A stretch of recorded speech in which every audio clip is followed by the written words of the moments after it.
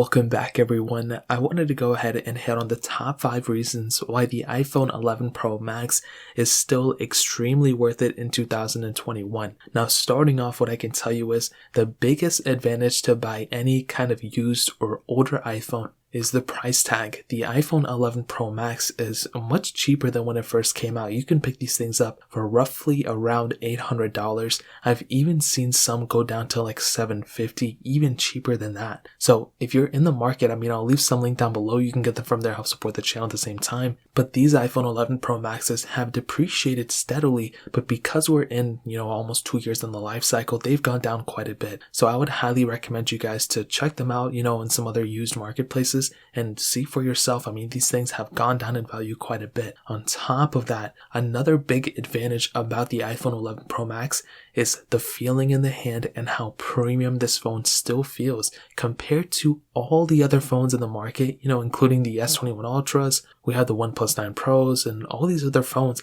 This phone still feels extremely premium, and it's heavy. It has a good size to it, has a good heft to it. And even though it doesn't have the craziest amount of features, no 120 Hz or anything like that, it still gives the impression that it's a flagship of flagships. It's a solid phone for sure. And it is one of those devices that I look at time and time again that just feels extremely premium. Anytime I pick this thing up, I'm so content with the way this thing feels and how it performs for sure. Speaking about performance, the performance and speed of this phone is top tier still. I've done so many comparisons, the 11 Pro Max versus 12 Pro Max and all these other phones when they first came out. And as I mentioned before, and I'll continue to say, these phones, of course they get faster over time, but the 11 Pro Max is still a very fast phone. Realistically, anything you're going to do with this device, you're going to have a very good time with it. It's not perfect, but it certainly gets the job done. And as I mentioned before, that is one of my biggest assets with this phone. You just get a solid performing phone, and it feels so good in the hand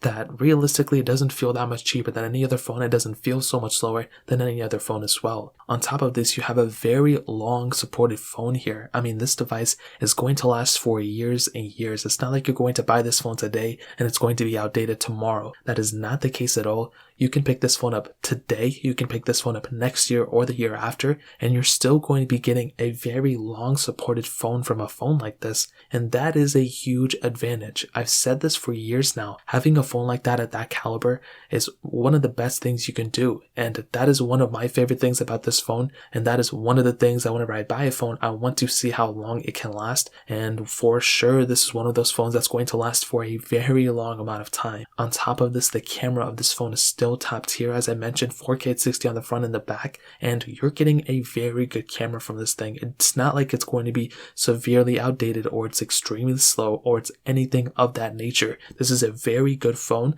for everything, all encompass purposes necessary. For all intensive purposes, this is a very solid camera. I've done so many comparisons. I've compared it to the 12 Pro Max and all these other phones, and it just takes care of it. It's a very good phone. On top of this, you have things like IP certification, the Apple ecosystem, and another big thing, it looks like the iPhone 13s are not going to be like crazy big updates. It's not going to be like the iPhone 11 Pro Max and be extremely bad now. So that's another pretty big advantage, especially now. The 12 Pro Maxes weren't crazy big upgrades either. So you're definitely going to be getting a future-proof phone from the 11 Pro Max. So that pretty much covers it. I would highly recommend you guys to pick it up. Like I mentioned, links are down below. If you guys have any other questions or anything like that, let me know in the comment section as well. Hit the like button, that would mean so much, but definitely hit that subscribe button. Every single subscriber that we get really does count, so it means so much for you guys to hit that. Also check out the other links down in the description as well. My Twitter, my Instagram, my other channels. More importantly than everything else, I love every single one of you guys. Hopefully I'll catch you guys in the next video. Peace out till then.